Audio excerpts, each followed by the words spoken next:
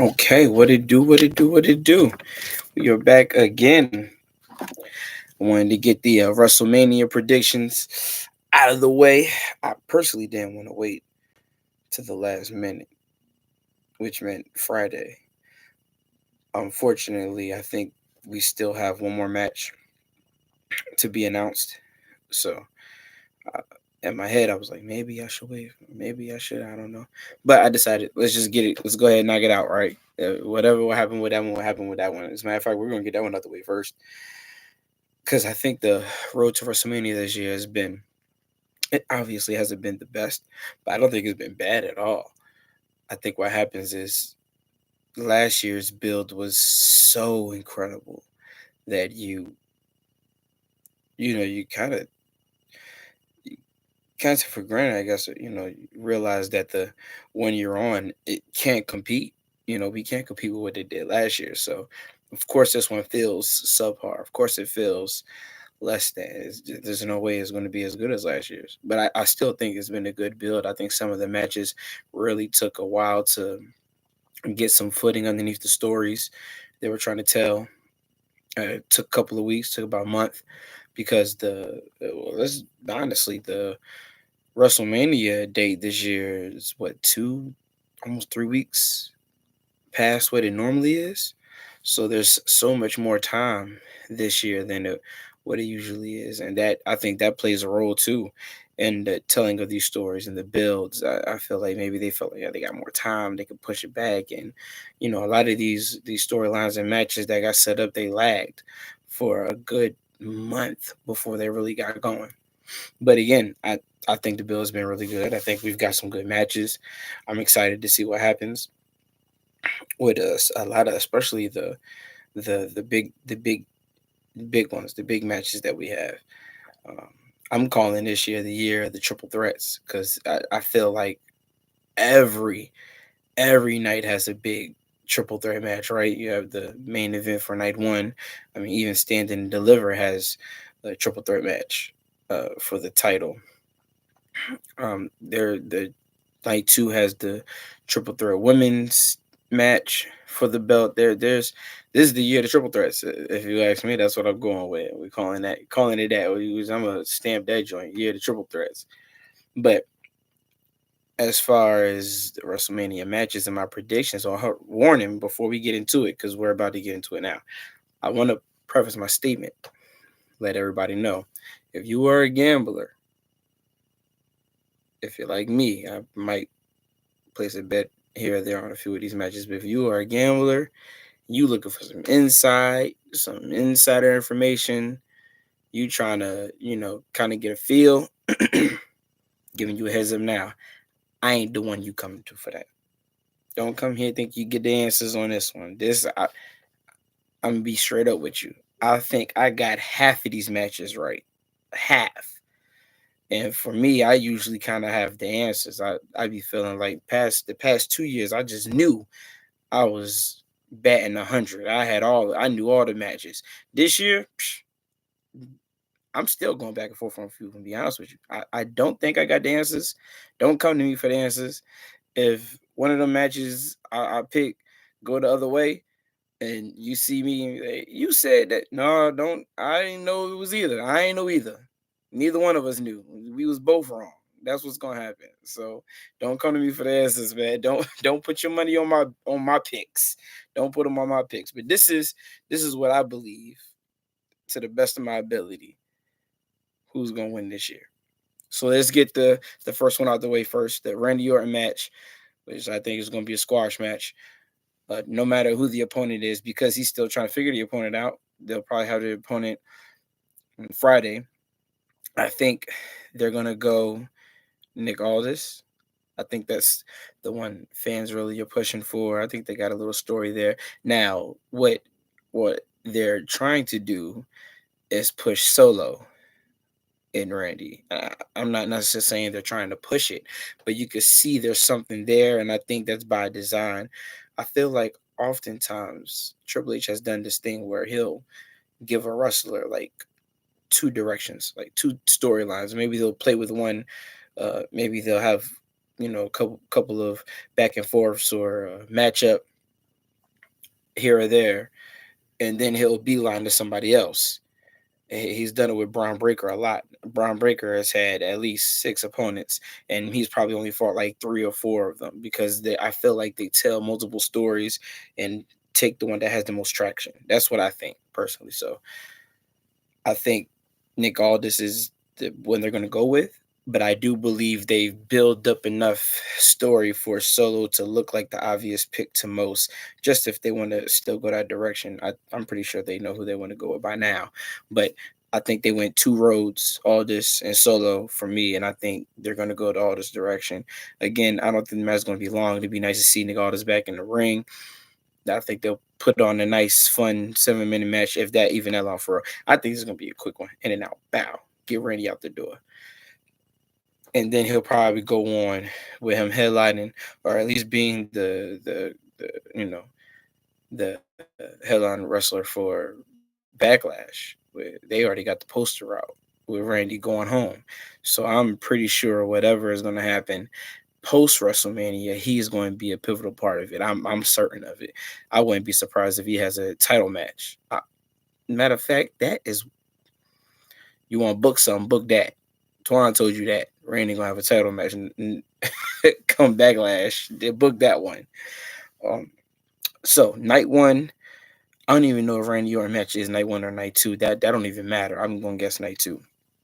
Before I get to the night one, though, I do want to say SmackDown, they have the tag match with Street Profits, and I've said this before that I wish they had did that big 8 man, maybe 10 man tag match, ladder match, something like that, because they built an incredible, I don't want to say storyline with those wrestlers in SmackDown, but the tag division in SmackDown has been so good that it just feels like they're doing them a disservice by not giving them a match on the grand stage. I feel like all those tag teams have warranted a spot, and the fact that they don't have one as of right now is it's unfortunate.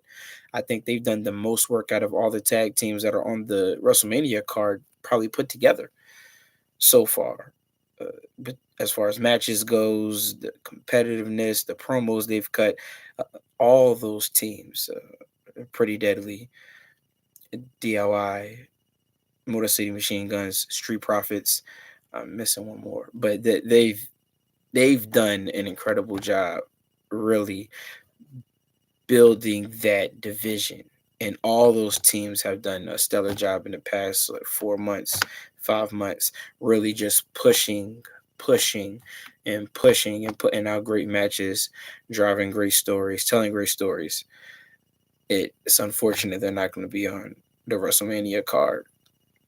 I would love to see Street Profits win at WrestleMania. That was my dream. I was hoping that was gonna happen. It don't matter, they're champs now anyway. So, anyways, I digress. Move on. Night one. Let's start with the Rey Mysterio versus El Grande Americano match. I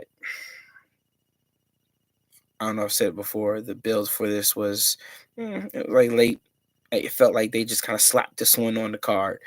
And no offense to Rey Mysterio, who's a legend, and no offense to the work they've done with the Chad Gable and uh, El Grande storyline. I think that that's been pretty interesting. I don't know if it warranted a WrestleMania spot. And again, I'm not the one who's in the room writing, so what would I know, right? But I think the match would be fun. Rey Mysterio, incredible worker. Chad Gable slash El Grande Americano, he's an incredible worker. They're going to put a nice match on.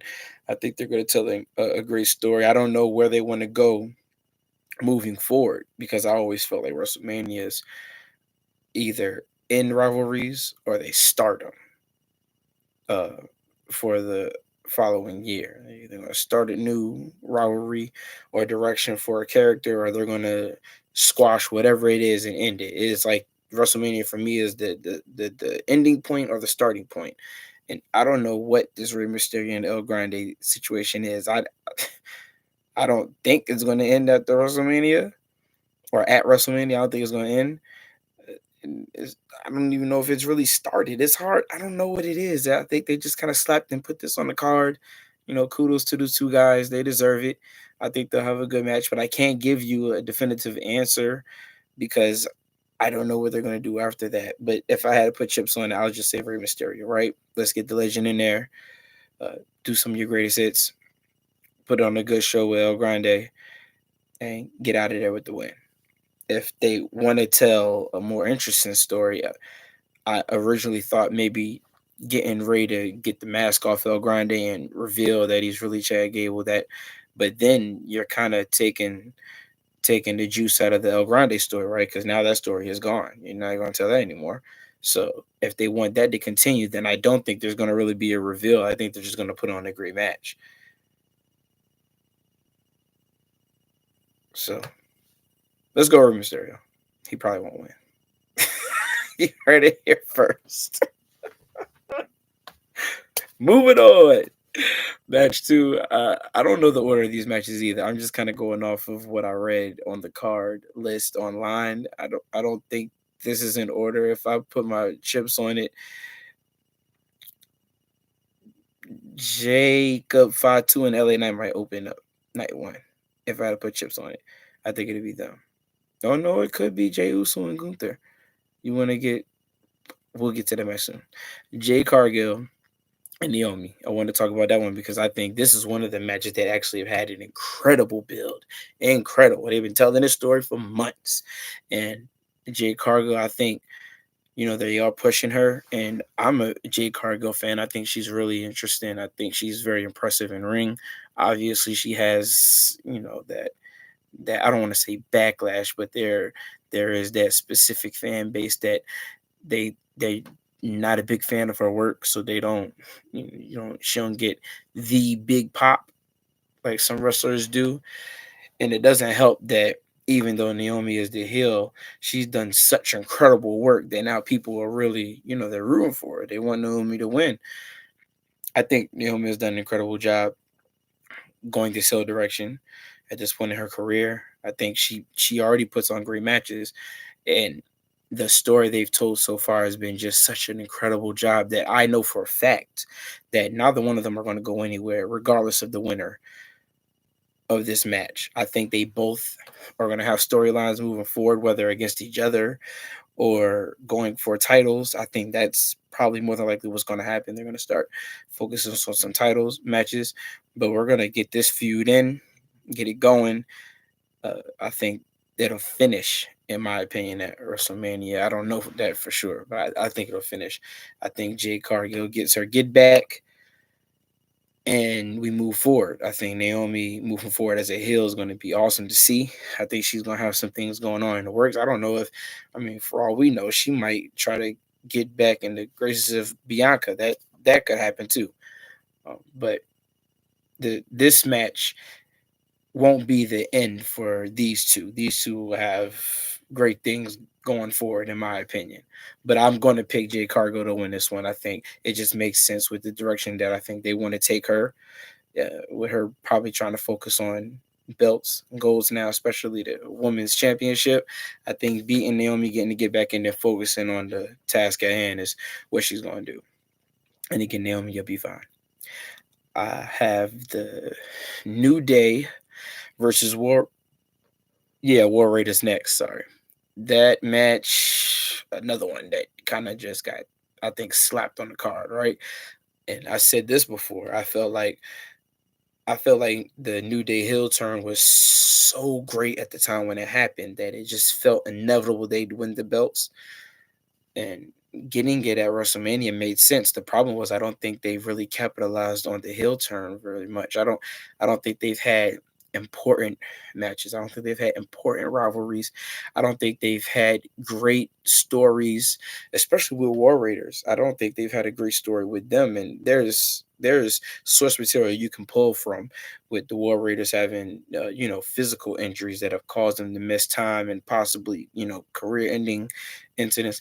I think you can pull from that, and with New Day being heels now, these are probably things that they'll try to go after, like Alvar's neck during the match, stuff like that. Again, that's what I think they can do, but to build the match, you kind of wanted to have something stronger, something a little more personal between the two teams, and I don't think they had that. Again, I feel like they slapped this together. And if you want a New Day to win the belts, that's fine. Because I'm picking them to win this match. I think New Day will win this match and become the new tag champs. But I felt like the story wasn't really there, and people aren't getting invested in it. I mean, other than the fact that they think New Day should have won the belts anyways with the heel turn. I don't know exactly what they were thinking when they just kind of put it together. I don't know if they felt like they had more time to do it. Whatever. That's beyond me. But I'm going New Day this match. I think they're going to get the job done. But another match that was slept on the card, not necessarily one that I have a connection with personally, that I'm tied to. I'm not invested in that match. But New Day move forward to be fun to watch. I'm going to go New Day. It would be interesting to see Big E come back though, and like cost him. That'd be crazy, right? I ain't gonna talk myself out of this. I'm still going New Day. Uh, LA Knight, Jacob Fatu. Now this one, put this put put this on the warning list I told you, ladies and gentlemen. I ain't sold on this. Now Jacob Fatu is probably top two favorite wrestler right now in WWE for me. I love Jacob Fatu. I think everything he's done has been incredible, and now he has the crowd behind him. You can't, even if you want to be a heel, there's no denying it. LA Knight, another one. What's crazy is I'm just really, really getting into becoming a fan of LA Knight. And I'm not saying he was bad before. I think, what was it, 2 years back when he was really, really blowing up? Or was it 3 years back? Whatever it was, when he like took off. When LA Knight took off. I was like, oh, okay, he got the crowd behind him, but I wasn't really interested in him. And nothing that he did intrigued me. And I felt like, he still had work to do. But boy, am I been wrong. I felt like since he's been kind of in this mid card with Nakamura and uh, Braun, he had the thing with Carmelo Hayes and Andrade months back. I feel like since he's been in this U.S. mid card area, he's just showed out. The mic skills have always been. I've always thought he was great on the mic. And I think the matches, for me personally, I feel like the matches have gotten better. But he's always had it. I don't think he never had it. I think I just wasn't invested in him. I don't think I was one of those big, big fans of LA Knights early on when he had got hot. And I was like, hey, it's cool. But now I see it all. I think he's awesome. He's phenomenal. And it would make sense for me, because I'm a big fan of Jacob Fatu and I also like LA Knight. It would make sense for me to Jacob get this win, become the next US champion, and who knows, maybe he starts something with Solo, because I don't think they're gonna stick together long either. I think that's about a wrap. But what better way for LA Knight to kind of send off and move back to the World Heavyweight division, and start some rivalries with guys up there, Drew McIntyre's, or obviously Cody, um, or Cena if he wins it, whoever. LA Knight having some personal uh, promos with them on the mic in the ring, cutting segments with those guys, and then getting some real, really strong spirited matches. I think that's next for him personally. I think that's what they need to go ahead and do. Move LA Knight up. Get him over there with the big boys in the big leagues. That's where he's supposed to be, anyways. Get this belt off of him. Get it to Jacob, and let Jacob run with it. Let Jacob run with it, and tell that story with Solo, because I think that's inevitable now. But that's what I think. I think Jacob's going for the win. That's one that I'm not positive on. Again, like I said, as for warning, I ain't certain on. That's just what I think. I would like Jacob to get it done, but for all I know, Solo could screw him, and LA Knight could leave with the belt, and I could be wrong again. So don't take my word for it. But we going Jacob. Jey Uso, Gunther, Yeet. We don't need to say anything else. I think this is one of the matches that the story took a while to develop. People were so critical online.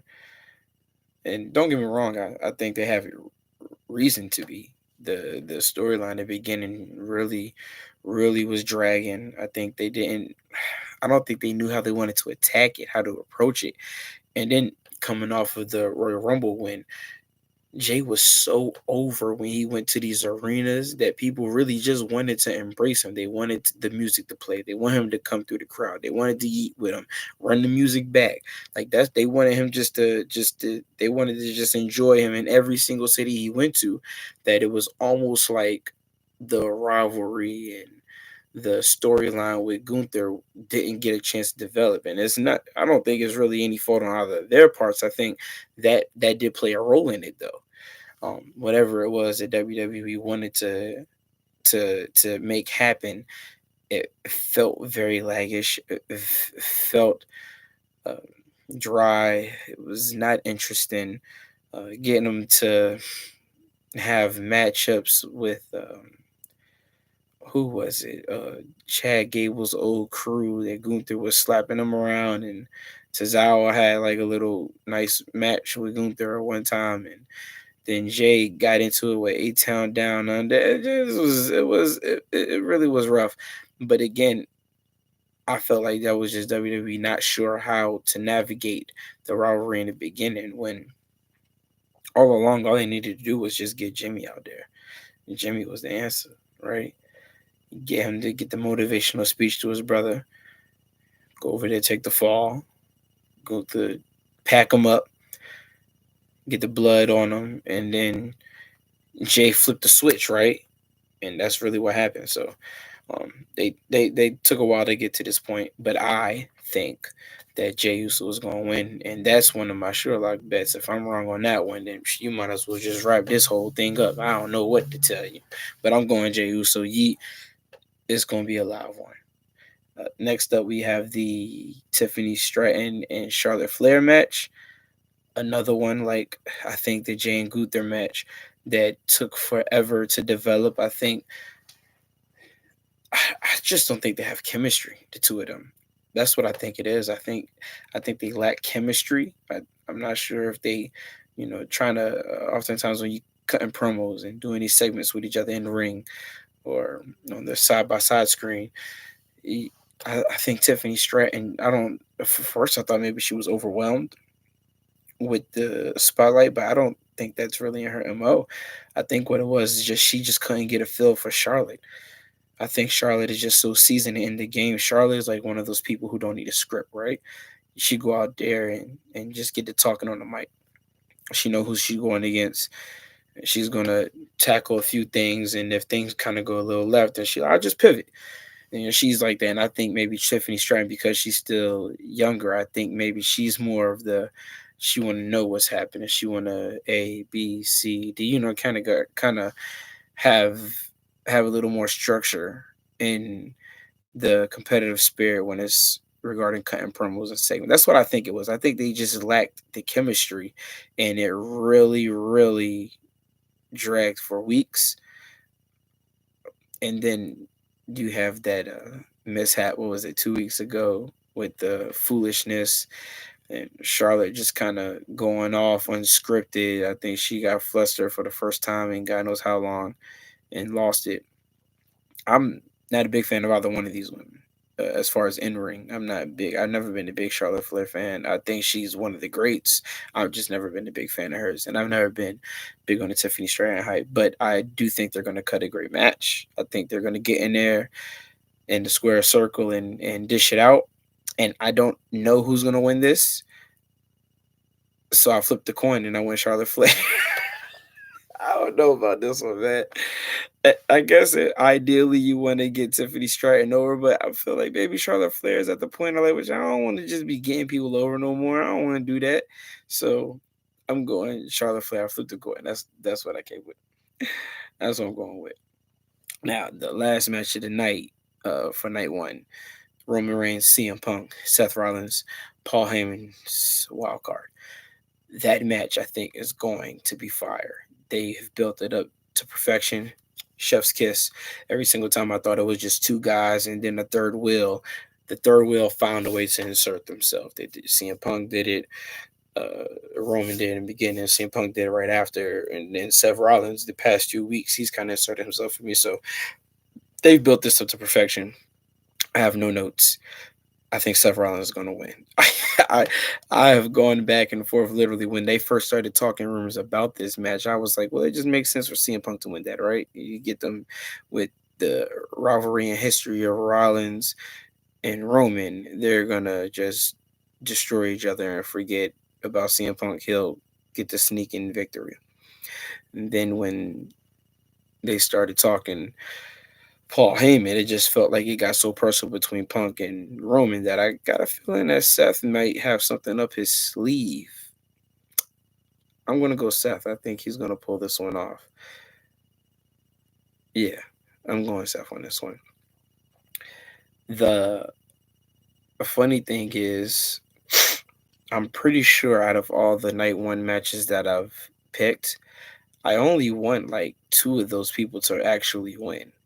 Like I really want Jacob to win, and I really want Jay to win. I think every other pick I've gone with, it's no, and Jay. I want Jay to win as well. I want Jay to win, but most of those picks, I think I'm just kind of going with where I think those matches are going to take them post WrestleMania, and I could be wrong. Like I said, night two, night two, night two, night two. We've spoken on the Randy thing, and I think that's night two, but whatever, we passed that. AJ Styles, Logan Paul. I was going AJ Styles for God knows how long. Give me Logan Paul now. I don't know. I don't know what's going to happen. Did Cross's plan to get AJ Styles revved up, did it work? I don't know. I have no clue. We'll see. I don't think it did though. So we're gonna go Logan Paul. And I love AJ Styles. I think AJ Styles is phenomenal. I think this is one of those matches that the story wasn't really like built to perfection. I think it has its flaws. I don't think it's like fleshed out as much as it should have. And I think that's because they were telling the Karrion Cross story a lot, which is fine. But if I had to put money on it, which I probably will, not this match, but on other ones, I think I'm going to go Logan Paul. Just, I don't know what they want to do with this one. AJ Styles is going to do a phenomenal job. He's a phenomenal one. He'll show out. Logan Paul will show out, make a good match, and something's going to happen. Maybe Cross, who knows? Something's going to happen, and AJ Styles is going down. I think Logan Paul gets the win. Oh, next we have the Sin City Street Fight. Drew McIntyre, Damian Priest, give me Drew. This actually, I think this is one of those matches that people are sleeping on. No one wanted to see it. A lot of people didn't want to see it. And I know Drew knows that. He's always on the internet. He knows everything that people are saying. Damian Priest, he knows it. He sees it as well. I think they're going to go out there and they're going to put on a match. If I have to pick, I'm going to say Drew. I think Damian got the best of Drew a couple of times last year, and this rivalry has been stemming from last year's WrestleMania when Drew took the title from him. So I think Drew gets it done, gets Damian out of the way, and starts focusing on the big dog titles because that's where he always felt he's supposed to be anyways, up there with the Cody Rhodes, up there with the CM Punks and Seth Rollins, Roman Reigns. He's going after the big gold after this match, but he is going to get Damian Priest out the way first. That is my belief. I think Damian Priest goes down. I love Damian. I think he's incredible. I think he's done a lot of great work last year, but I don't think it's in the cards from this WrestleMania. Give me Drew McIntyre. Liv and Raquel versus Bailey and Lara for the tag titles. Another one they just slapped on the card. Just slapped on there. It's a shame because I felt personally like what Bianca and Naomi and Jay did for those tag titles really was pushing it forward with a lot. They had a lot of great matches last year in the tag division, and I'm not saying that they should still have the titles. I think stripping it off of them and giving it to Liv and Raquel was fine. I thought they had like a phenomenal tag match. Liv and Raquel being the tag champs aren't the problem with this match. That's not the issue here. I think you've done a disservice by not giving them a storyline, a rivalry, another tag team group to really. I mean, don't get me wrong, Bailey and Lara are both great, but no one thinks they're winning this match. This is put together with sticky tape. This is nothing.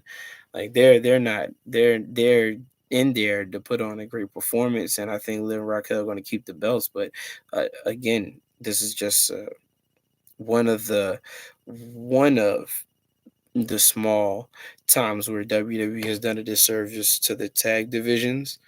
Uh, uh, that's probably their biggest flaw, in my opinion, uh, is getting the tag divisions together. I think they got the SmackDown one down pack, but the Raw ones are lacking. The women one is lacking. They just haven't gotten it right yet.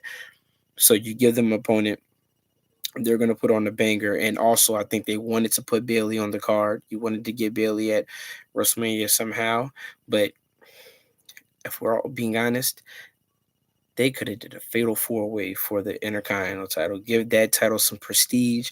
Let Lara go out there with Bailey, Roxanne, Liv. That would have that would have cooked. That would have cooked. You could at least did the Bailey versus Roxanne. I know they talked about that heavy. I don't know why they fell off of that. That should have been the match. There were so many things they could have did. And I feel like they just wanted to get Liv on the card. They wanted to get Bailey on the card. And they were like, let's just get them in this tag match. That's how I felt it happened. Don't like it, but it is what it is.